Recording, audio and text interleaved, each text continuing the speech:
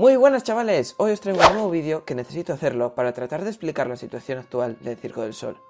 Qué es lo que está ocurriendo y cómo se va a desarrollar la situación a lo largo de los meses. Pero antes, ¿ya has dejado tu me gusta? Pues vamos con el vídeo. Antes de todo, voy a hablaros un poco de cómo empezó todo este problema. Todo esto surge de que actualmente el Cirque tiene una deuda de unos 900 millones de dólares, que al cambio son unos 780 millones de euros.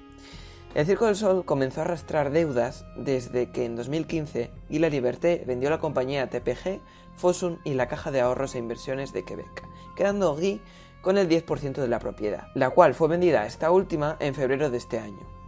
Desde entonces la deuda ha ido aumentando debido a varias estrategias como refrescar algún espectáculo, comprar otras empresas o crear nuevos shows como Run, el primer espectáculo de acción del Circo del Sol que costó 60 millones de dólares y que tan solo se estuvo representando desde octubre de 2019 a marzo de este año.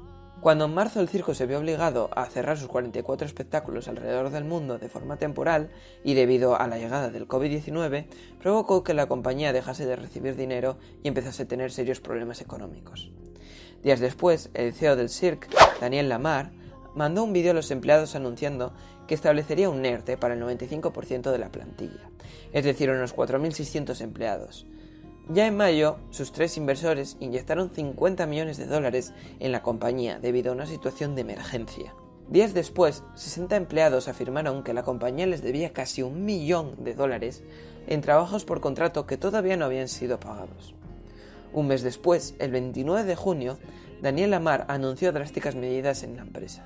El Cirque solicitó al Tribunal Supremo de Quebec protección para evitar la bancarrota y presentó un plan de restauración financiero bajo la Ley de Arreglo de Acreedores.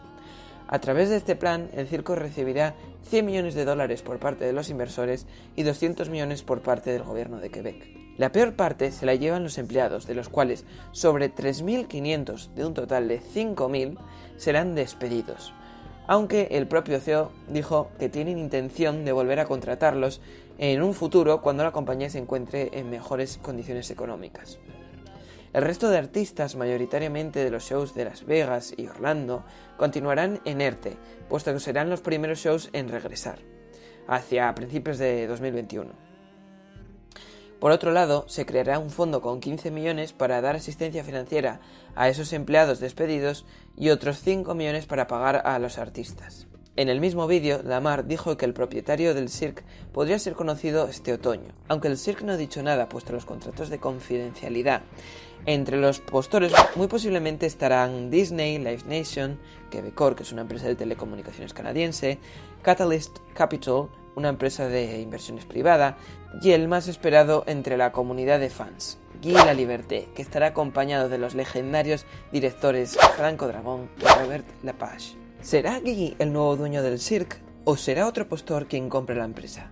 De momento, tendremos que esperar unos meses para ver cómo evoluciona y quién se quedará con el gran Cirque du Soleil. Pues esta ha sido toda la información que te he podido ofrecer, espero que te haya gustado.